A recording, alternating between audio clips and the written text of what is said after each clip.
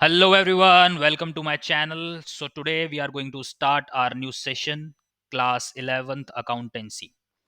Okay 24-25 session के लिए आज हम फर्स्ट चैप्टर छूने वाले हैं, टच करने वाले हैं, समझने वाले हैं, अच्छे से पढ़ने वाले हैं। वो चैप्टर हमारा कौन सा है? Basic accounting terminology. देखो, accountancy is the language of a business. Accountancy क्या है? एक लैंग्वेज ऑफ अ बिजनेस है। उस लैंग्वेज को समझने के लिए ना, किसी भी लैंग्वेज को समझने के लिए आपको को शब्द को समझना पड़ता है पहले। ठीक है। अब आप किसी भी लैंग्वेज को समझोगे तो पहले शब्द तो पता होनी चाहिए ना कि भाई वो शब्द क्या है, जब तो वो लैंग्वेज समझ में आएगी, राइट? तो आज हम अकाउंटिंग के कुछ बेसिक टर्मिनोलॉजीज, कुछ टर्म्स को पकड़ेंगे, टर्म्स को समझेंगे कि उन टर्म्स का एग्जैक्टली मीनिंग क्या है, बिकॉज ये टर्मिनोलॉजीज ना पूरे साल यूज होंगी। बेसिक यहीं से बनेगा। तो एक एक टर्म को ध्यान से सुनना, ध्यान से समझने की कोशिश करना। प्रीवियस वीडियोस के अंदर मैंने पहले ही आपको गाइडेंस दे रखी है, करिकुलम वाली वीडियो चैनल पर आ चुकी है, जाकर उसको जरूर देखें। प्रॉपर प्लानिंग कर लें, किस तरीके से किस चैप्टर को कैसे पढ़ना है। वहाँ पर प्रॉपर वेटेज डिवाइडेड मैंने किस तरीके से है सब कुछ समझा रखा है। एज पर सीबीएसई किस तरीके से वेटेज डिवाइडेड है, कौन से चैप्टर ज़्यादा मार्क्स का है, कौन सा कम मार्क्स का है, वो सब कुछ वहाँ पर पहले से ही मैंने डिस्कस किया हुआ है। जाकर उस वीडियो को जरूर देखें, लाइक करें, शेयर करें, सब्सक्राइब करें और वीडियो के लास्ट तक बने रहना। ये बहुत इंपॉर्टेंट चैप्टर है बेटा। ये जो चैप्टर है और आने वाले 2-3 चैप्टर जो लगातार आएंगे बेसिक्स वाले, वो आपका इस कॉमर्स स्ट्रीम में पूरे जीवन भर पीछा नहीं छोड़ने वाले। वो बेसिक यहीं से आता है। डेबिट क्रेडिट एक बार आपकी लाइफ के साथ जुड़ गया तो अब ये पूरे साल, पूरी जिंदगी पीछा नहीं छोड़ने वाला। ठीक है। आगे 12th में भी आएगा, बीकॉम में भी आएगा, एमकॉम में भी आएगा। इसके अलावा आप बीबीए करोगे, एमबीए करोगे, सीए करोगे, सीएस करोगे, सीएमए करोगे, whatever you want to do in commerce stream, ये बेसिक्स पीछा नहीं छोड़ेंगे। तो मेक श्योर आज यहाँ से फाउंडेशंस को अच्छे स्ट्रॉन्ग करके चलना है। Let's begin. So concept copy अपनी उठा लीजिए। Concept copy is the notebook जिसमें आप हर चीज को समझ समझ कर लिखेंगे। वीडियो को पहले ध्यान से सुनो।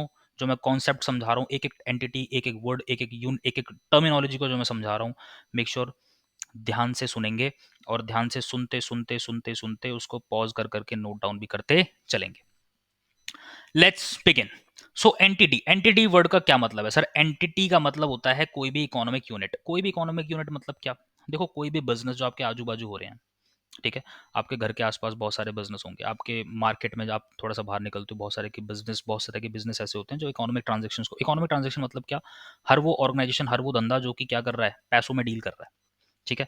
इकोनॉमिक यूनिट उसी को कहते हैं जो कि पैसों में डील कर रहा है, ट्रांजेक्शंस करता है, सुबह से लेकर सामान खरीदता है, बेचता है, मैन्युफैक्चरिंग करता है, सामान खरीदता है, बेचता है, ये सब कुछ जो एक्टिविटीज परफॉर्म कर रहा है ना, वो बेटा इकोनॉमिक यूनिट है। तो ब्रॉडली मैं कहूँ इसके अंदर हर तरह का बिजनेस कवर हो जाता है बेटा। एंटिटी मतलब all type of business. Law के अंदर रजिस्टर्ड होते हैं बिजनेस। सर कौन से लॉ के अंदर रजिस्टर्ड होते हैं? देखो, सोल प्रोपराइटर बिजनेस होता है एक, आप क्लास 11 में पढ़ चुके हो। Sole proprietor, sole proprietor business जो होता है ना, उसमें क्या करता है कि इनिशियली एक जो लाला है, बनिया जी, वो बनिया जी, लाला जी, पता है क्या कर रहे हैं? अभी स्टार्टिंग में ना अकेले बिजनेस कर रहे हैं। ठीक है। अकेले बिजनेस कर रहे हैं तो उन्होंने एक छोटी सी शॉप खोली। अकेली अकेली शॉप उन्होंने खोली, स्टार्ट करी अकेले। उन्होंने बिजनेस को शुरुआत करा 10-20 हज़ार रुपये लगा के, अपनी एक कन्फेक्शनरी की शॉप उन्होंने स्टार्ट करी। धीरे धीरे करके वो शॉप बढ़ी, उनको लगा कि यार अब मॉल बना लेना चाहिए। उनके साथ कुछ लोग और पार्टनर्स में जुड़ गए। पहले अकेले थे, अब क्या हुआ, 2 लोग और उनके साथ जुड़ गए। जैसे ही 2 या 2 से ज़्यादा लोग मिलते हैं ना, आपस में मिलकर किसी फर्म को या किसी बिजनेस को एग्जीक्यूट करते हैं, तो वहाँ पर बेटा बिजनेस को रजिस्टर करना पड़ता है किसमें? पार्टनरशिप फर्म में। ठीक है। और पार्टनरशिप में रजिस्टर्ड होने के लिए एक्ट को फॉलो करना पड़ता है, पार्टनरशिप एक्ट 1932। हर बिजनेस की कहानी यही होती है। जैसे जैसे एक क्राइटेरिया कंप्लीट होता चला जाता है, उसके बाद बिजनेस को आगे फर्दर रजिस्ट्रेशन करनी पड़ती है। अभी 2 या 2 से ज़्यादा लोग होंगे तो क्या बनानी पड़ेगी? पार्टनरशिप। उसको एक्ट में रजिस्टर करना पड़ेगा, हालांकि मैंडेटरी नहीं है, बट एक्ट में रजिस्टर करने के बेनिफिट्स बहुत मिलते हैं एज पर लॉ। फिर क्या होगा कि 50 से जैसे ज़्यादा मेंबर हो जाएंगे तब उनको कंपनी बनानी पड़ जाएगी। फिर कंपनी बनाएंगे तो फिर किस में रजिस्टर करना पड़ जाएगा? कंपनीज एक्ट के अंदर रजिस्टर करना पड़ जाएगा, कंपनीज एक्ट 2013। तो कहने का मतलब ये है, हर तरह का बिजनेस हर तरह के लॉ के अंदर, कई तरह के लॉ हैं यहाँ पर, उनमें रजिस्टर्ड होता है। सोसाइटीज रजिस्ट्रेशन एक्ट है, एचयूएफ का अलग है, राइट? तो होता क्या है कि हर बिजनेस की एग्जिस्टेंस जो है ना, लॉ के हिसाब से होती है। ठीक है। और उसको हम एक सेपरेट एंटिटी कंसीडर करते हैं। बिजनेस भी, ओनर भी अलग अलग होता है। बिजनेस के साथ किसी की भी डीलिंग हो, वो सब आउटसाइडर कंसीडर किए जाते हैं, या फिर इंटरनल भी होते हैं तो भी उनका लेना देना अकाउंटिंग से नहीं होता। आप अगर अकाउंटेंट हो, अकाउंटिंग पढ़ रहे हो ना, तो बेटा आप सिर्फ और सिर्फ अपने आप को क्या मान के चलो? बिजनेस मान के चलो। अपने आप को क्या मान के चलो? एक सेपरेट आइडेंटिटी मान के चलो। अगर ओनर भी बिजनेस में पैसा लगा रहा है ना, तो वो भी पैसा वापस लेगा, साफ सीधी बात। आगे पढ़ाऊंगा मैं business entity concept, separate entity concept. तो एंटिटी वर्ड का मतलब समझ रहे हो, मतलब कोई भी ऐसा बिजनेस जो रजिस्टर्ड अंडर लॉ है और वो इकोनॉमिक ट्रांजेक्शन्स में इंडल्ज है, इकोनॉमिक ट्रांजेक्शन परफॉर्म करता है, राइट। तो जैसे कि Tata, Maruti, Hero, Honda, there are several type of businesses, है ना, business Giants you can say. तो जितने भी बिजनेस हैं इकोनॉमिक ट्रांजेक्शन्स कर रहे हैं वो सब क्या है बेटा, एंटिटी है। Got it. इसी पर आगे कॉन्सेप्ट में आगे बढ़ाऊंगा, बिजनेस एंटिटी कॉन्सेप्ट या सेपरेट एंटिटी कॉन्सेप्ट। वो कॉन्सेप्ट क्या कहता है वो हम आगे सीखेंगे सब चीज़ें। अभी आपको एंटिटी वर्ड को समझना है कि एंटिटी वर्ड अगर कहीं भी आ गया तो इसका मतलब क्या है कि कोई भी इकोनॉमिक यूनिट जो कि ट्रांजेक्शन्स करती है, मॉनेटरी टर्म्स में डील करती है और इसमें हर तरह का बिजनेस कवर होता है। एंटिटी वर्ड अपने आप में बहुत ब्रॉडर वर्ड है। आप बिजनेस बोलते हो वो भी छोटा है, एंटरप्राइज बोलते हो वो भी छोटा है, ऑर्गेनाइजेशन बोलते हो वो भी छोटा है। जब आप एंटिटी बोलते हो तो ओवरऑल मान के चलो कि आपने हर तरह का बिजनेस के अंदर कवर कर लिया। Got it. और रजिस्टर्ड अंडर लॉ होते हैं बिजनेसेस। पार्टनरशिप के लिए पार्टनरशिप एक्ट होता है, लॉ होता है। कंपनीज के लिए कंपनीज एक्ट होता है।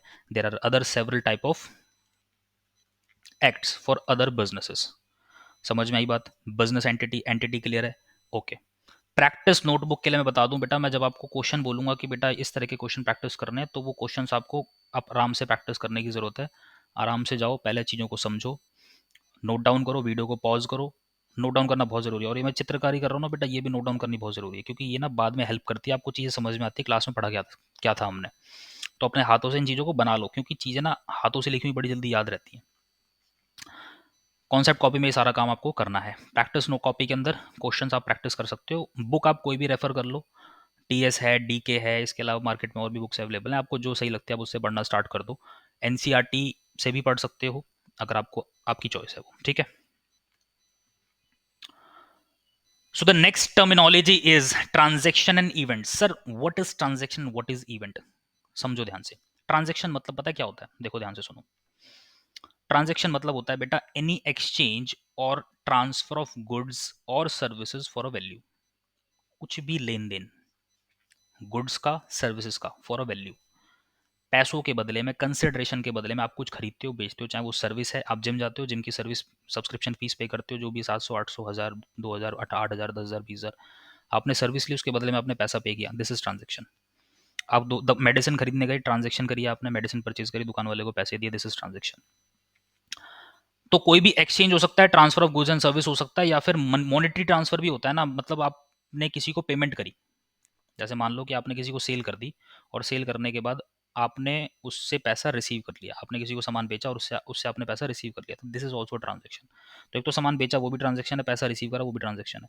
आपने किसी से सामान परचेज किया तो आपने गुड्स खरीदे और उसके बदले में आपने, गुड्स मतलब क्या कि कोई भी सामान, ठीक है। जैसे कि मेडिसिन की शॉप में गए तो मेडिसिन आपने खरीदी तो वो आपके लिए गुड्स हैं, ठीक है। किसके लिए गुड्स हैं? जो उसमें डील करता है, जो उसको बेचता है। जैसे मान लो मेरी भी मेडिसिन की शॉप है और मैंने क्या करा, किसी फार्मास्यूटिकल कंपनी को अप्रोच किया, तो फार्मास्यूटिकल कंपनी से जब मैंने वो दवाइयाँ खरीदी तो मेरे लिए वो क्या है, गुड्स हैं। वो आगे मैं डिस्कस करूंगा गुड्स क्या होते हैं। बट पहले ये समझो कि कोई भी गुड हो, कोई भी प्रोडक्ट हो या कोई भी सर्विस हो, उसको आप खरीदते हो, बेचते हो, एक्सचेंज करते हो फॉर अ वैल्यू। पैसों की इन्वॉल्वमेंट होती है या फिर पैसे से पेमेंट होती है, वट।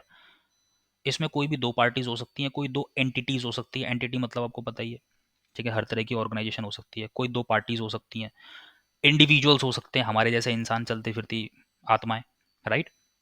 तो हमारे जैसे इंसान है वो भी ट्रांजेक्शन करते हैं भाई, एक दूसरे को पेमेंट करते हैं, वो सब कुछ क्या है, ट्रांजेक्शन हैं basically. Purchase of goods services, receipt of money, payment to the creditor. Creditor कौन होते हैं? जिनसे आपने उधार में सामान खरीदा है, उसको बाद में आप पैसा पे करोगे, राइट। अब उनको अगर पैसा पे कर देते हो, दिस इज ऑल्सो ट्रांजेक्शन। आपने किसी को सामान बेचा, उससे उसने आपने उससे पैसा रिसीव कर लिया, तो receipt of money is what, transaction. Purchase of good is what, transaction. Purchase of services what, transaction. Sale of goods, purchase, sale of services what, transaction बेटा, ठीक है। हर तरह का एक्सचेंज, ट्रांसफर और for a value. Got it. तो sir accounting जब हम करते हैं तो क्या हम ट्रांजेक्शन्स को रिकॉर्ड करते हैं? Yes definitely, we are recording transactions as well as events also. Sir transaction क्या है, फिर इवेंट क्या है, ये भी बता दो बेटा। सिंपल सी बात, अकाउंटिंग में आप हर उस चीज को रिकॉर्ड करते हो जहां पर पैसों की इन्वॉल्वमेंट होती है, जिसको आप पैसों में तोल सकते हो, ठीक है। पैसों में जिसको तोल सकते हो, पैसों में जिसकी वैल्यू काउंट कर सकते हो, उसको आप अकाउंटिंग में रिकॉर्ड कर सकते हो। साफ सीधी बात, ट्रांजेक्शन हो, एक्सचेंज हो, वट, पेमेंट हो, रिसिप्ट हो, वट, उसको आप रिकॉर्ड करोगे। तो ट्रांजेक्शन अकाउंटिंग में रिकॉर्ड की जाती है। उसके अलावा इवेंट क्या होते हैं सर? इवेंट बेटा बेसिकली, इवेंट जो होते हैं ना वो हमारे एंड रिजल्ट होते हैं ऑफ ट्रांजेक्शन। सर क्या बात कर रहे हो, एंड रिजल्ट क्या होता है? मान के चलो कि आपकी एक मेडिसिन की शॉप है, चलो आज मैं आपको बना देता हूँ मेडिसिन की शॉप का ओनर। आप एक मेडिसिन की शॉप के ओनर हो, ठीक है, और मान लो कि आप ही उसकी अकाउंटिंग भी करते हो, अभी छोटे लेवल पर बिजनेस है तो अकाउंटिंग भी आप ही कर रहे हो उसकी। आप क्या करोगे, आपने मान लो कि साल की शुरुआत में 50,000 की दवाइयाँ खरीदी, 50,000 की दवाइयाँ खरीद के आपने बिजनेस को शुरू कर लिया, तो ओपनिंग स्टॉक उसको बोलोगे जो आपने साल की शुरुआत में खरीदा, उसके अलावा आपने मान लो कुछ और खरीद लिया, मान लो और एडिशनल परचेज कर ली, ऐसे करते हैं लोग। आपकी मेडिसिन की शॉप है, आपके पास ऐसे मान लो कि ओपनिंग स्टॉक मतलब पहले से बिजनेस चल रहा है और ओपनिंग स्टॉक मान के चलते हैं कि बेटा 50,000 का ओपनिंग स्टॉक है आपके पास। इसके अलावा आपने और परचेज कर लिया स्टॉक, स्टॉक मतलब क्या, मेडिसिन बेटा, लाख रुपए का और परचेज कर लिया।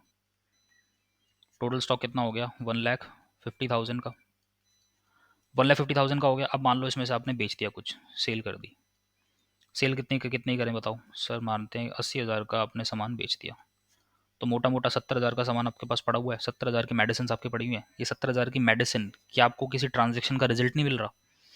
ये 70,000 की जो मेडिसिन नीचे लिखी हुई है, क्या आपको ऐसा नहीं लग रहा कि ये ट्रांजेक्शन के बाद बचा हुआ रिजल्ट है? Yes definitely. ओपनिंग स्टॉक पहले पड़ा था, उसके बाद फिर आपने कुछ परचेज किया, फिर आपने कुछ बेच दिया, ट्रांजेक्शन का एंड रिजल्ट मतलब सारी ट्रांजेक्शन होने के बाद जो एट द एंड कंक्लूजन बच जाता है, कुछ रेस्ट आइटम बच जाता है, उसको हम क्या बोलते हैं, इवेंट। इसी तरीके से बिजनेस बहुत सारी इनकम कमाता है, बहुत सारे खर्चे करता है। सारी इनकम, सारी रेवेन्यूज को, सारी कलेक्शंस को, जहां से भी पैसा आ रहा है बेसिकली, मान लो आपने बिजनेस करा, लाख रुपए की आपने मेडिसिन बेच ली, तो लाख रुपए आपके पास आ गए। उस लाख रुपए को जनरेट करने के लिए आपने बहुत सारा खर्चा किया था, सैलरी पे करी थी, रेंट पे किया था, फर्नीचर भी खरीदा था, पता नहीं क्या क्या खरीदा था, बहुत सारे एक्सपेंसेस करे थे। वो सारे खर्चे कर कुरा के आपने रेवेन्यूज में से माइनस करा, आपके पास कितना बच गया, 20,000 का प्रॉफिट बच गया, मतलब जो बोलते हैं नेट मार्जिन, नेट प्रॉफिट। तो नेट प्रॉफिट भी क्या है बेटा, बिजनेस का एंड रिजल्ट ही तो है। तो जब भी आप एंड रिजल्ट की बात करते हो, whether it is a net profit और अ क्लोजिंग स्टॉक, तो उसको हम बोलते हैं इवेंट, जो कि बाय डिफॉल्ट बचा हुआ रिजल्ट है, वो ट्रांजेक्शन का पार्ट नहीं है, ट्रांजेक्शन के बाद का निचोड़ है, उसको हम क्या बोलते हैं बेटा, इवेंट है। और इवेंट और ट्रांजेक्शन दोनों को ही अकाउंटिंग में रिकॉर्ड किया जाता है, अगर आप उसको मॉनिटरी टर्म्स में तोल सकते हो, मॉनिटरी टर्म्स में उसकी वैल्यूएशन कर सकते हो तो। Any doubt? पॉज कर लेना, नोट डाउन कर लेना, अब आगे चलते हैं, मूव ऑन करते हैं नेक्स्ट स्लाइड पर और समझते हैं कि बेटा what is the meaning of asset. Asset word बहुत ज्यादा यूज होगा, ठीक है, बहुत वाइडली यूज होने वाला टर्म है एसेट। और एसेट आप देखते ही रहोगे, किसका फोन आ गया, वेट अ मिनट, ओके। तो एसेट मतलब क्या, एसेट मतलब हर वो चीज बेटा जो बिजनेस को ना इकोनॉमिक बेनिफिट प्रोवाइड करे। सर क्या बात कर रहे हो, इकोनॉमिक बेनिफिट मतलब क्या, किसी भी तरह का फायदा, मॉनेटरी या नॉन मॉनेटरी दोनों। मैं कहता हूँ मॉनेटरी और नॉन मॉनेटरी दोनों। सर मतलब क्या कहना चाह रहे हो, मेरे में समझ में नहीं आ रहा। एसेट मतलब हर वो चीज जो बिजनेस को बेनिफिट देती है ना बेटा, इकोनॉमिक बेनिफिट देती है, उसको हम एसेट बोलते हैं। मानो आपकी वही मेडिसिन की शॉप थी, आपने बहुत अच्छा बिजनेस करा, आपने कलेक्शंस में से खर्चे माइनस करे, आपने लाख लाख रुपए महीने कमाया, अच्छा खासा आपने पैसा जोड़ लिया, मान लो 10 लाख रुपए आपने जोड़ लिए नेट प्रॉफिट वाले, दुकान आपकी बहुत बढ़िया चल रही है, वो 10 लाख रुपए उठा के आपने बैंक में एफडी कर दी। अब वो एफडी आपको बेनिफिट देगी या नहीं देगी, मुझे बस इतनी सी बात बताओ। क्या वो जो एफडी आपने करी है, जिसको हम बोलते हैं फिक्स डिपॉजिट, 10 लाख रुपीज की जो आपने एफडी करी है out of your net profits from the business, वो 10 लाख रुपए की एफडी की आपको बेनिफिट देगी या नहीं देगी? यस बेनिफिट देगी। उसको हम क्या बोलते हैं, इन्वेस्टमेंट। एक तरह की इन्वेस्टमेंट हो गई, एफडी में इन्वेस्टमेंट बोलते हैं इसको। इन्वेस्टमेंट एसेट होता है, क्यों एसेट होता है, बिकॉज ये बेनिफिट देगा। सर क्या बेनिफिट देगा, इंटरेस्ट नहीं लोगे क्या? हाँ इंटरेस्ट लेंगे सर। ये इंटरेस्ट जो मिल रहा है ना, इसको हम क्या बोलते हैं, मॉनेटरी बेनिफिट। क्या बोलते हैं, मॉनेटरी बेनिफिट। तो एफडी जो आपने करी, इन्वेस्टमेंट जो आपने करी, that is what your asset. हर वो चीज जो बिजनेस को बेनिफिट दे वो क्या है, एसेट। सर फिर नॉन मॉनेटरी क्या, नॉन मॉनेटरी बेटा ऐसा है कि बिजनेस को रन करने के लिए ना, आप मेडिकल की शॉप जो चला रहे थे, उस मेडिकल की शॉप में आप पंखा यूज कर रहे थे, कूलर यूज कर रहे थे, एसी यूज कर रहे थे, फर्नीचर यूज कर रहे थे, है ना, आप इसके अलावा वाटर कूलर यूज कर रहे थे। आप मुझे एक बात बताओ, जो फैन चल रहा था, जो कि आप बिल्कुल ठंडे होके बैठे हुए थे दुकान में, मस्त कस्टमर आ रहा था और दवाइयाँ बेच रहे थे आप, एसी चल रहा था तब और मजे आ रहे थे, नींद आ जाती थी, इतना मजा आ रहा था। मुझे एक बात बताओ, एसी चल रहा था, पंखा चल रहा था, उसमें से नोट गिर रहे थे क्या? ऐसा हो रहा था खन खन खन खन खन खन खन, ऊपर से नोट गिर रहे हैं, ऊपर सिक्के गिर रहे हैं, ऐसा कुछ हो रहा था क्या? वहां से कोई मॉनेटरी बेनिफिट मिल रहा है क्या? नहीं। नॉन मॉनेटरी बेनिफिट मिल रहा है, but it helps for the proper execution of the activities of the business. Operations में बड़े स्मूथली कर पा रहा हूं, उस एसी और पंखे की वजह से वहां पे बैठ पा रहा हूं, काम हो पा रहा है। This is also a benefit, that is what non monetary benefit. तो हर वो चीज जो मॉनेटरी बेनिफिट दे या non monetary benefit they is या एसेट। Got it. वो फर्नीचर आप यूज कर रहे थे, दवाइयाँ जहाँ पर काउंटर होता है, वो भाई वहां से भी कोई बेनिफिट तो, मॉनेटरी बेनिफिट तो नहीं मिल रहा, बट नॉन मॉनेटरी बेनिफिट मिल रहा है, बिकॉज वो फर्नीचर आप यूज कर पा रहे हो, दुकान बड़ी अच्छी दिख रही है, शोभा दिख रही है दुकान की है, और कस्टमर आ रहा है, खुश हो रहा है। ठीक है। बेसिकली हर वो चीज जो बिजनेस को बेनिफिट दे, चाहे पैसों के टर्म्स पे दे चाहे non cash they, doesn't matter, it is your asset. Any doubt? Asset कई तरह के होते हैं, एक होता है करंट एसेट, एक होता है non current asset. Current asset मतलब होता है जिनको हम समेट दें एक साल के अंदर अंदर, less than a year. Sir समेट दे मतलब क्या? मतलब जो बेनिफिट दे, ऐसे समझो। मैं कभी बार देसी भाषा यूज करता हूँ, क्योंकि यूट्यूब पर बेटा ऑडियंस हर तरह की है, तो बशर्ते हम हर तरह की लैंग्वेज को इस्तेमाल करें तो ज़्यादा बेटर है, ताकि मैं हर किसी को रीच आउट कर पाऊँ। करंट एसेट मतलब क्या है? Less than a year. Less than a year मतलब क्या? हर वो एसेट जो साल, एक साल के अंदर अंदर तक का बेनिफिट देगा, मतलब कि एक साल के अंदर अंदर ही कैश में कन्वर्ट हो जाएगा और एक साल तक ही मुझे बेनिफिट दे पाएगा, that is your current asset. जैसे कि मान लो कि करंट इन्वेस्टमेंट, करंट इन्वेस्टमेंट के अंदर एक मैं छोटा सा एग्जांपल देता हूँ, इसको बोलते हैं शॉर्ट टर्म मार्केटेबल सिक्योरिटी नाम की ना एक चीज होती है। शॉर्ट टर्म मार्केटेबल सिक्योरिटी नाम की एक चीज होती है, जो आप ट्वेल्थ क्लास में पढ़ोगे कैश फ्लो के अंदर, CFS, वो आप पढ़ोगे, आगे सीख जाओगे। एक मार्केटेबल बेसिकली वो ऐसी सिक्योरिटी है ना, ऐसी शॉर्ट टर्म इन्वेस्टमेंट है जो 3 महीने के अंदर मान लो कि कैश में कन्वर्ट कर सकते हो आप, मतलब बहुत छोटी इन्वेस्टमेंट कंसिडर की जाती है। तो हर वो बेनिफिट, हर वो इन्वेस्टमेंट जो बहुत छोटे समय के लिए की जाए, लेस देन अ ईयर, एक साल के अंदर अंदर, उसको हम बोलते हैं करंट इन्वेस्टमेंट। तो जो भी बेनिफिट है एक साल के अंदर अंदर मिल जाएगा, उसको बोलते हैं क्या? Current asset. इन्वेंट्री, इन्वेंट्री पता है क्या होता है? इन्वेंट्री होता है स्टॉक। अब दवाइयाँ आप बेच रहे थे, तो दवाइयों में दवाइयों का स्टॉक पड़ा हुआ था, दुनिया भर की पैरासीटामोल, DSR, PSR, पता नहीं कौन कौन सी दवाइयाँ आप रख के बैठे हुए थे, वो सब क्या है? इन्वेंट्री ही तो है, जिसमें आप डील कर रहे हो, जिसको आप बेच रहे हो, पैसा कमा रहे हो, right? Then sir trade receivable क्या होता है? अच्छा, इन्वेंट्री को एक साल से ज़्यादा लेकर बैठे रहोगे क्या? नहीं, एक साल के अंदर अंदर बेचोगे, और एक साल के अंदर अंदर तो बिक भी जाती है।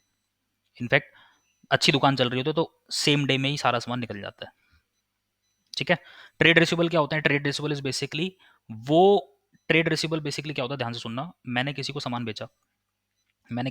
बेचा और सामान बेचने के बाद मैं राइट रखता हूँ कि मैं उससे पैसा रिसीव करूंगा। मान लो मैंने 50,000 की मेडिसिन किसी को बेच दी, 50,000 की मेडिसिन बेचने के बाद वो 50,000 रुपये मेरे को मिलेंगे या नहीं मिलेंगे? डेफिनेटली मुझे मिलेंगे। तो वो जो पार्टी है ना सामने वाली, उसको आप डेटर बोलते हो। क्या बोलते हो? डेटर। वो डेटर मतलब क्या? डेबिटर। डेटर, डेबिटर मत पढ़ा करो, डेटर होता है वो, डेटर होता है DEBTOR, लिखते ऐसे हैं लेकिन ये डेबिटर नहीं पढ़ा जाता, ये डेटर पढ़ा जाता है बेटा। ठीक है, बी साइलेंट। बात को ध्यान से समझो। डेटर एक ऐसा पर्सन जो आपको पैसा देगा, पैसा देगा तो मतलब बेनिफिट भी देगा भाई। एट द एंड बेनिफिट कहाँ से मिलता है? पैसों से मिलता है। सामने वाला आपको पैसे देगा, आपने उसको दवाइयाँ बेची थी, तो वो आपका क्या है? Trade receivable. ज़्यादा लंबे समय तक छोड़ोगे पैसा उसके ऊपर? एक साल से ज़्यादा छोड़ोगे नहीं, हार्डली 1 महीना 2 महीना, ज़्यादा जानकार है तो 3 महीने। लेकिन एक शॉर्ट टर्म में आप उससे जल्दी से पैसा रिकवर कर लोगे, बिकॉज आपने उसको दवाइयाँ बेची हैं। वो आपका कौन है? डेटर है, एक ऐसी पार्टी है जो आपको बेनिफिट देगी, जिसको हम बोलते हैं trade receivable. Any doubt? Then उसके बाद अगला टर्म आता है cash and cash equivalents. Liquid cash जो आपके गले में पड़ा हुआ है, कुछ पैसा बैंक में पड़ा हुआ है, कुछ चेक्स के फॉर्म में, ड्राफ्ट के फॉर्म में, मतलब ये सब कुछ चीज़ें जो होती है ना, जिनको आप बहुत लिक्विड फॉर्म में होती हैं, इजीली कन्वर्टेबल इनटू कैश होती है, उनको हम बोलते हैं cash equivalent. Short term bank deposits, short term bank deposit जो आपने बैंक्स में किए हुए हैं, 2-3 महीने के लिए आपने बैंक में पैसा जमा करवा रखा है, that is your cash equivalent. हर वो चीज जो इजीली लिक्विडेड फॉर्म में है, लिक्विड फॉर्म में है, और इजीली कन्वर्टेबल इनटू कैश है, और इजीली अवेलेबल इन कैश है, वो क्या है? Cash and cash equivalents. और ये जो कैश होता है ना लिक्विड फॉर्म में जो आपके पास पड़ा है, ये आपको ऑन द स्पॉट कभी भी बेनिफिट देता ही है, आप उसको यूज करते हो डेफिनेटली बिजनेस पर्पज से। जो कैश हो गया, बैंक बैलेंस हो गया, इसके अलावा कोई भी शॉर्ट टर्म डिपॉजिट्स हो गए, वट जिनको आप easily on the spot cash में कन्वर्ट कर सकते हो, बेनिफिट ले सकते हो, इज अ कैश और कैश इक्विवेलेंट्स। इसके अलावा short term loans and advances, किसी फ्रेंड को आपने 2-3 महीने के लिए लोन दे दिया, पैसा दे दिया, तो 2-3 महीने के लिए ही दिया है ना, पैसा मिल जाएगा ना, लास्ट एक साल के अंदर अंदर तो बेटा पैसा रिकवर कर लोगे, नहीं कर लोगे उससे? डेफिनेटली कर लेंगे सर। तो उसको हम बोलते हैं short term loans and advances. वहीं सर नॉन करंट एसेट क्या होते हैं? नॉन करंट एसेट के अंदर बेटा एक कैटेगरी होती है फिक्स एसेट की। फिक्स एसेट कौन से होते हैं? अब आपने जब मेडिसिन की शॉप चला रहे थे, आपने एसी खरीदा, आपने फर्नीचर खरीदा, ठीक है, आपने कूलर खरीदा, आपने फ्रिज खरीदा, ये जो एसेट्स आपने अक्वायर करें, एसेट मतलब एसेट ही है क्योंकि आपको बेनिफिट देगा। एसेट का मतलब मैंने क्या बोला, जो कि बेनिफिट देगा, चाहे मॉनेटरी चाहे वो नॉन मॉनेटरी। तो यहाँ पर जो फर्नीचर यूज हो रहा है, एसी यूज हो रहा है, कूलर यूज हो रहा है, फ्रिज यूज हो रहा है, ये सब क्या है, बिजनेस के एसेट ही तो हैं क्योंकि ये बेनिफिट देते हैं। ऐसे एसेट्स को खरीदा जो कि लंबे समय तक बेनिफिट देगा, you can say for more than a year, more than, ठीक है। ऐसे एसेट्स को अक्वायर करा जो कि 1 साल से ज्यादा लंबे समय तक बेनिफिट देंगे, उनको हम क्या बोलते हैं बेटा, फिक्स एसेट्स बोलते हैं। इस फिक्स एसेट के ऊपर एक और कॉन्सेप्ट हम पढ़ेंगे, डेप्रिसिएशन, और उसके लिए हम पूरा चैप्टर पढ़ेंगे, पूरी कैलकुलेशन हम सीखेंगे। डेप्रिसिएशन होता क्या, डेप्रिसिएशन बेसिकली नथिंग, समय के हिसाब से ना इन वैल्यू, इन चीज़ों की वैल्यू गिरती है। आप एक बार बताओ, आपने एसी खरीदा 50,000 रुपये का अपनी मेडिसिन की शॉप के लिए, क्या वो 2-3 साल बाद अगर उसको बेचोगे तो उसकी मार्केट वैल्यू उतनी है? समय के हिसाब से ऑब्वियसली किसी भी एसेट को आप यूज़ कर लो, किसी फिक्स एसेट को आप यूज़ कर लो, उसकी वैल्यूएशन गिरती है, ठीक है, पुराना होता है वो बेसिकली। नॉन करंट इन्वेस्टमेंट, आपने कहीं ऐसी इन्वेस्टमेंट कर रखी है जो लंबे समय तक आपने करके छोड़ दी, किसी कंपनी के शेयर खरीद रखे हैं, ठीक है, आउट ऑफ द बॉक्स आपने इन्वेस्टमेंट करी हुई है, कहीं प्लॉट खरीद रखा है, कहीं बिल्डिंग खरीद रखी है, लैंड खरीद रखी है, वट, वो ऐसी इन्वेस्टमेंट है जो आप होल्ड कर रहे हो लंबे समय तक के लिए, 1 साल से ज़्यादा के लिए आपने खरीद कर उसको पटक रखा है, खरीद कर छोड़ा हुआ है। तो वहाँ पे वो क्या है, एक लॉन्ग टर्म बेनिफिट देने वाली चीज़ है, नॉन करंट इन्वेस्टमेंट है।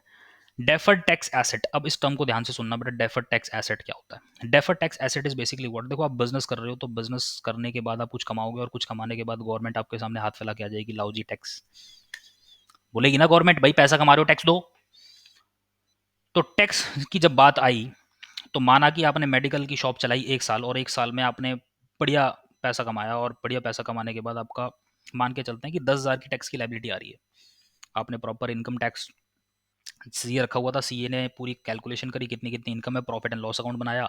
अभी प्रॉफिट एंड लॉस क्या होता है सब आगे धीरे धीरे सीख जाओगे, अभी सिर्फ सुनते जाओ। प्रॉफिट एंड लॉस अकाउंट बनाया, बेसिकली एक ऐसा अकाउंट होता है जो कि ना आपको ओवरऑल बताता है कि आपने पूरे साल में कितना कमाया, कितना कमाया, बेसिकली कितना नेट प्रॉफिट कमाया। उस नेट प्रॉफिट पर क्या करा उसने, कैलकुलेशन करी, और आपका मोटा मोटा टैक्स बन रहा है 10,000 रुपये का, कितना, 10,000 का टैक्स बन रहा है। लेकिन आपने गवर्नमेंट को पे कितना कर दिया, मान लो कि टैक्स की पेमेंट आपने गवर्नमेंट को कर दी 15,000। सर हम ऐसा करेंगे क्यों, ऐसा करते इसलिए बिकॉज पेमेंट की डेट पहले होती है और रिटर्न फाइल बाद में होती है। टैक्स पेमेंट आपने कर दी, रिटर्न बाद में जाएगी, रिटर्न मतलब बेसिकली चिट्ठा, कैलकुलेशन कि आपका ये टैक्स बन रहा है तो कैसे बन रहा है। मान लो कि टैक्स की पेमेंट ज़्यादा चली गई, 15,000 की पेमेंट आपने कर दी, 15,000 का टैक्स आप पे कर चुके हो, लेकिन एक्चुअल टैक्स कितना था, 10,000 रुपये का। अब आप मुझे एक बात बताओ, या तो गवर्नमेंट से रिफंड लोगे, या गवर्नमेंट ये बोलेगी भाई ऐसा है कि बिजनेस तो तू आगे भी करेगा और तेरा आगे भी टैक्स बनेगा, तो जब आगे टैक्स बनेगा ना तो उसमें से 5,000 जो एक्स्ट्रा तूने पे करा है इसको हम एडजस्ट कर लेंगे। तो अगर 5,000 जो एक्स्ट्रा पे करा है वो आगे एडजस्ट हो जाएगा, और ये एडजस्टमेंट भी जो आगे मिलेगी ना, ये भी तो एक तरह का बेनिफिट है, क्योंकि नेक्स्ट ईयर फिर आपको कम टैक्स पे करना पड़ेगा। मान रहे हो मेरी बात को, इसको बोलते हैं deferred tax asset.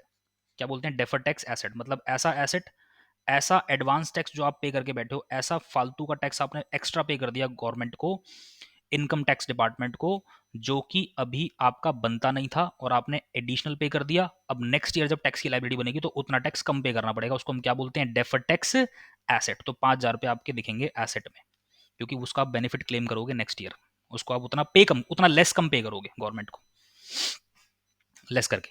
Got it, clear है? मेरी बात समझ में आ गई बेटा? नहीं समझ में आई तो प्लीज़ कमेंट बॉक्स में ज़रूर बता देना, ठीक है। मुझे पता चलना चाहिए कि आपको कौन सी बात नहीं समझ में आई, ताकि फिर मैं स्पेसिफिकली उसको इन डेप्थ जाके और अच्छे से क्लियर करूँ। हर चीज़ को बहुत बारीकी से समझने की ज़रूरत है, मेरा वो तरीका नहीं है मैं सट सट करके निकल जाऊँ। जी मेरे को दिन की 5 वीडियो 10 वीडियो रिकॉर्ड करनी है, तो मैं इसलिए बस सट सट सट सट सट पढ़ा के निकल गया और आपको पल्ले कुछ नहीं पड़ा। बहुत बेसिक फाउंडेशन है, आपको टर्मिनोलॉजीज आपके लिए बिल्कुल नहीं है, डेफिनेटली हम इसलिए टाइम स्पेंड इस पर थोड़ा सा करेंगे। Then what is long term loans and advances? Sir long term loans and advances मतलब क्या, आपका बहुत ही खास मित्र था, 1 साल से ज़्यादा के लिए आपने उसको लोन छोड़ दिया, उसने 5 लाख रुपए मांगे, आपने दे दिए, अब वो 1 साल से ज़्यादा आपका पैसा यूज़ कर रहा है, ठीक है, this is your asset but it will be recoverable after a period of year, ठीक है, 1 साल के बाद, 1 साल के बाद तक वो पैसा आप रिकवर करोगे, that means long term loans and advances. लंबे समय के लिए आपने किसी को और पैसा छोड़ दिया, जब 1 साल के अंदर अंदर कहीं से पैसा रिकवर कर सकते हो उसको बोलते हैं short term loans and advances. होते दोनों ही एसेट हैं, बट यहाँ पर 1 साल से ज़्यादा का टर्म है, यहाँ पर 1 साल से छोटा टर्म है। मेरी बात समझ में आ गई? चलिए, now next terminology is fix asset. देखो फिक्स एसेट मैं यहाँ पर भी डिस्कस कर चुका हूँ, जब मैंने फिक्स एसेट आपके साथ डिस्कस किए थे तो यहाँ मैंने डिस्कस किया था, जिसमें मैंने बताया था कि आप मेडिसिन की शॉप में फर्नीचर यूज़ कर रहे हो, एसी यूज़ कर रहे हो, कूलर यूज़ कर रहे हो, लंबे समय तक बेनिफिट देने वाली चीज़ें हैं। अब फिक्स एसेट की भी ना दो कैटेगरी होती हैं। पहली कैटेगरी होती है बेटा टेंजिबल एसेट और दूसरी कैटेगरी होती है intangible asset. Sir tangible asset क्या होता है? टेंजिबल एसेट बड़ा सिंपल होता है बेटा, जिनकी ना फिजिकल अपीयरेंस होती है, जिनको आप छू के देख सकते हो। सर क्या बात कर रहे हो, हर चीज़ को छू के देख सकते हैं? कुछ ऐसी भी चीज़ होती है बेटा, मैं आपको बताऊंगा, जिनको आप छू के नहीं देख सकते, सिर्फ फील कर सकते हो, महसूस कर सकते हो, और वो आपको दिखती है बस। ठीक है। टेंजिबल एसेट क्या होता है? सर कैसी भूत प्रेतों वाली बातें कर रहे हो? इनटेंजिबल एसेट बोल रहे हो कि फिजिकल अपीयरेंस नहीं होती। ऐसा कौन सा एसेट है जिसको छू नहीं सकते? बताता हूँ बेटा, बताता हूँ, ठंड रखो। Tangible asset is basically what, जिसकी फिजिकल अपीयरेंस होती है। फिजिकल अपीयरेंस मतलब, एक बार बताओ, फर्नीचर रखा हुआ था मेडिसिन की शॉप में, छू के देख सकते हो? हाँ सर, छू के देख सकते हैं, फिजिकल अपीयरेंस है। कूलर था, एसी था, फ्रिज था, वाटर कूलर था, सब कुछ था, छू के देख सकते हो? हाँ सर, छू के देख सकते हैं। एग्जाम्पल मैंने लिया हुआ लैंड, बिल्डिंग, प्लांट, मशीनरी, ये सब क्या है? बिजनेस के एसेट हैं बेटा। ये ना बिजनेस को बेनिफिट देते हैं, बिजनेस को चलाने के लिए, और इनको आप फिजिकली टच करके देख सकते हो। सर फिर कौन से एसेट हैं, पहले ये बताओ, हमें लग रहा है डर। ये आपने ऐसी कौन सी बात बोल दी कि मतलब ऐसे भी एसेट होते हैं जिनको हम टच ही नहीं कर सकते? बताता हूँ। इनटेंजिबल एसेट, इनटेंजिबल एसेट होते हैं बेटा जिनकी फिजिकल अपीयरेंस नहीं होती। सर क्या बात कर रहे हो? एक बात बताओ, आपने मेडिसिन की शॉप पर बहुत मेहनत करी, अपनी मेडिसिन की शॉप आपने चलाने के लिए दुनिया भर की एडवर्टीजमेंट करी, कस्टमरों के घर घर गए, घर घर जाके आपने पैम्पलेट्स बांटे, एडवर्टीजमेंट करी, वर्ड ऑफ माउथ से मतलब कोशिश करी कि मतलब कस्टमर मेरे पास ही आए, और बहुत ही अच्छी क्वालिटी दवाइयों की दे रहे हो, बहुत अच्छी फार्मास्यूटिकल कंपनीज के साथ आपका टाई अप है, बेस्ट प्राइजेस पर दे रहे हो, तो कस्टमर बार बार आपके पास विजिट करेगा या नहीं करेगा? मुझे बस इतनी सी बात बताओ। हाँ सर, करेगा। कस्टमर अगर बार बार आपकी शॉप पर विजिट कर रहा है just because of your qualities and cheap prices, और आप काम बहुत अच्छा कर रहे हो, आपके कम्युनिकेशंस बड़े अच्छे हैं, बड़े प्यार से बात करते हो, कोई छोटा बच्चा आता है टॉफी भी देते हो उसको दवाई के साथ फ्री, समझ रहे हो? तो होता क्या है ना, इन चीज़ों से बेटा मार्केट में एक रैपो बिल्ट होती है। क्या होती है? रैपो बिल्ट होती है। मार्केट में एक बार जो नाम बन जाता है ना, उस नाम से क्या होता है, आपके पास कस्टमर बार बार विजिट करता है। वो जो नाम बन गया, आप मुझे बता दो, किसी का जो नाम बन जाता है क्या उसकी फिजिकल अपीयरेंस होती है? ना। एक ऐसी रेपुटेशन बन जाती है, रेपुटेशन की कोई फिजिकल अपीयरेंस होती है? ना। उसको छू नहीं सकते, बट उसको आप सुनते हो, फील करते हो, यार फलाना अग्रवाल के समोसे, बिट्टू टिक्की वाले की टिक्की, ये कुछ फेमस ब्रांड है या नहीं है? डेफिनेटली ये फेमस ब्रांड है, ये यहीं पर ना लोग विजिट करते हैं। बीकानेर, क्वालिटी देते हैं, अच्छे प्राइजेस पर करते हैं, और बेस्ट क्वालिटी देते हैं। तो होता क्या है कि ये जो रैपो है ना, जिसकी वजह से कस्टमर बार बार आपके आपके ही बिजनेस में विजिट कर रहा है, आपके ही प्रोडक्ट को यूज कर रहा है, दैट इज गुडविल। और वो गुडविल भी, रेपुटेशन भी ना बिजनेस को कहीं ना कहीं क्या दे रही है? बेनिफिट दे रही है। और हर वो चीज जो बिजनेस को बेनिफिट दे वो क्या है? एसेट। तो उसको हम क्या बोलते हैं बेटा? Intangible asset, reputation. पेटेंट, आप एक साइंटिस्ट थे, आप एक साइंटिस्ट थे, आपने एक ऐसा फॉर्मूला डिजाइन किया कि मतलब कोविड को मान लेते हैं, कोविड का मान लो कि कोविड में वैक्सीनेशन बनाने वाले आप पहले साइंटिस्ट थे। कोविड का जो वायरस था उसको मारने के लिए आपने पहले ऐसे साइंटिस्ट थे, पहले ऐसे बढ़िया डॉक्टर थे जिसने क्या करा, एक बनाई मेडिसिन, और उसका फॉर्मूला सिर्फ आपके पास है। आपने कुछ इनोवेशन करी है, कोई ऐसी रिसर्च करी है जिसका फॉर्मूला सिर्फ आपके पास है। मार्केट में होगा क्या कि कल को वो चीज़ें बिकेंगी, क्यों? क्योंकि सोशली आपको लोगों की मदद भी करनी है। कल को जब आप क्या करोगे, उसको बेचना स्टार्ट करोगे, उस फॉर्मूले को बेचना स्टार्ट करोगे ना, तो पेटेंट बोलते हैं, आप उसको पेटेंट करवा लोगे कि मतलब ये यूनिकनेस है, ये मैंने ही इनोवेट किया हुआ है, इसके अलावा कोई और इसको यूज़ नहीं कर सकता। कल को अगर अपना पेटेंट किसी को बेचते हो तो डेफिनेटली उससे कुछ चार्ज करोगे। क्या चार्ज करोगे? रॉयल्टी। जो आप चार्ज करोगे उस पेटेंट के अगेंस्ट, मतलब आपकी इनोवेशन आपके फॉर्मूले को यूज़ करेगा, तो वो पेटेंट जो नाम है, जो राइट्स आपको किसी को दोगे कि yes you can use my formulas to further develop the covid vaccination और फलाना ढिमकाना, जो भी आप राइट ट्रांसफ़र कर रहे हो किसी को, अथॉरिटी दे रहे हो किसी को कि आप मेरे फॉर्मूलाज को यूज़ कर सकते हो टू क्रिएट दैट प्रोडक्ट, तो उसको हम क्या बोलते हैं बेटा? Intangible asset.